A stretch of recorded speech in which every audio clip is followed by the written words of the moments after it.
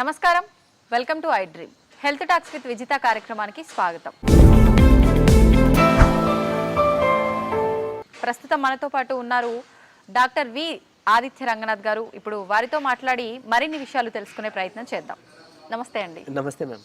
నిజంగా మీరు చెప్పే టిప్స్ అయితే చాలా అద్భుతంగా ఉంటున్నాయండి.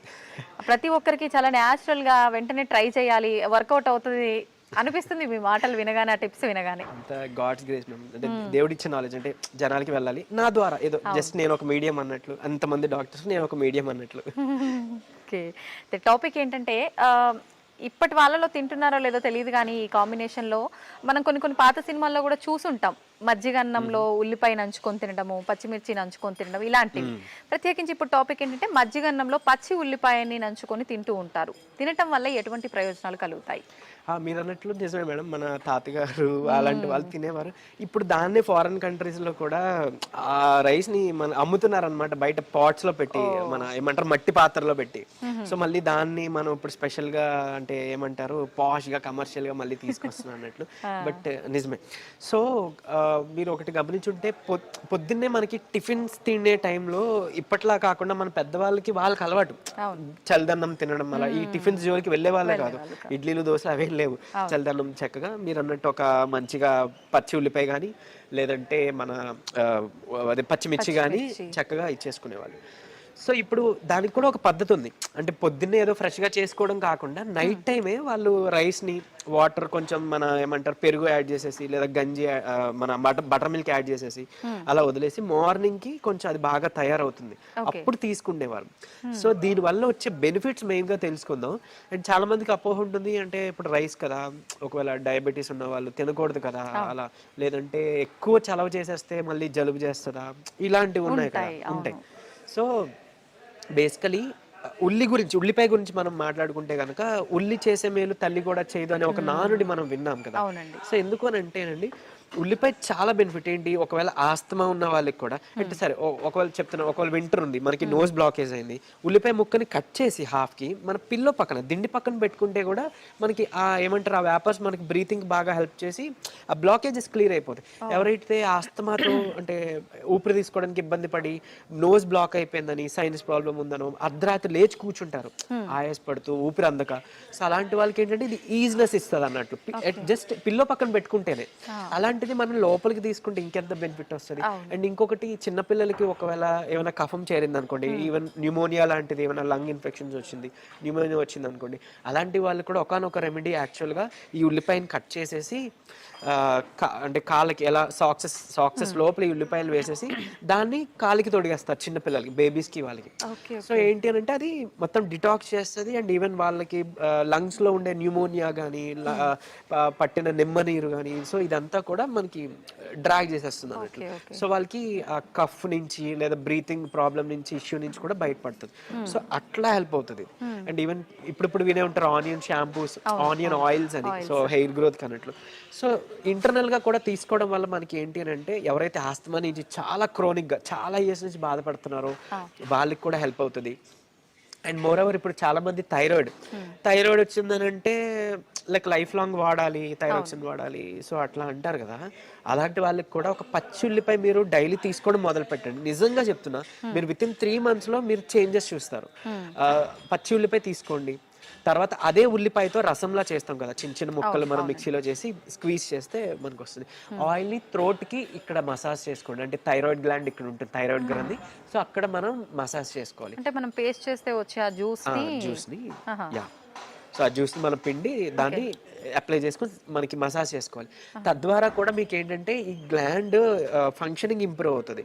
మీరు విత్ ఇన్ 3 to 4 months మీరు వాడుతున్న ఆ థైరాయిడ్ టాబ్లెట్ని డోస్ తగ్గించేసుకోవచ్చు. సో అంత బాగా పనిచేస్తుంది ఉల్లిపాయ.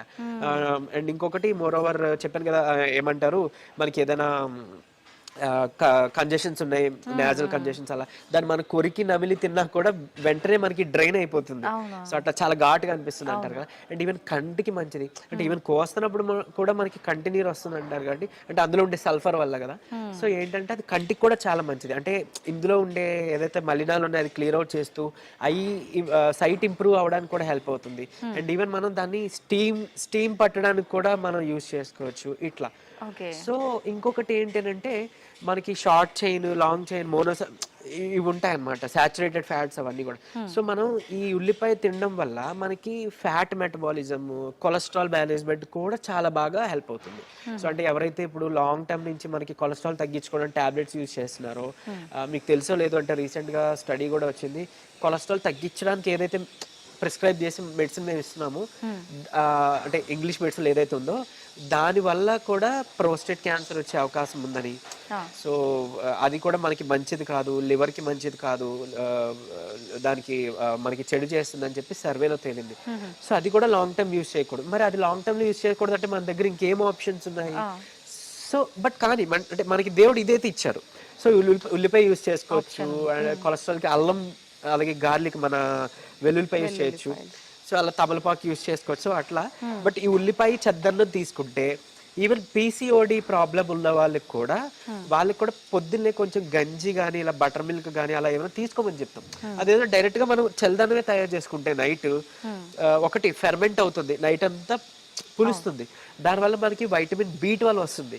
సో ఎక్స్టర్నల్ గా మనం మల్టీవిటమిన్ టాబ్లెట్ తీసుకోవాల్సిన లేదు. ఈ విటమిన్ B12 డెఫిషియన్సీ ఉన్న వాళ్ళలో మీకు తెలుసు కొంతమందిలో షివరింగ్, ట్రెమర్స్ వస్తాయి, ఏమంటారు ఫెటిక్ అంట, అంటే బాగా నిస్సత్వ, నీరసం, కాళ్ళు చేతులు లాగినట్టు అనిపిస్తాయి, మూడ్ స్వింగ్స్ వస్తుంటాయి థైరాయిడ్ ఉన్న వాళ్ళ వాటిలో. అండ్ ఈవెన్ డయాబెటీస్ మెడిసిన్ లో కూడా మెట్ఫార్మ్ బేసిక్ గా కామన్ గా అందరికి ఇచ్చే డ్రగ్, బట్ ఎక్కువ కాలం వాడడం వల్ల దాని నుంచి వచ్చే ఒక side effect vitamin B12 deficiency. So వాళ్ళలో కూడా ఇవి మనం గమనిస్తుంటాం.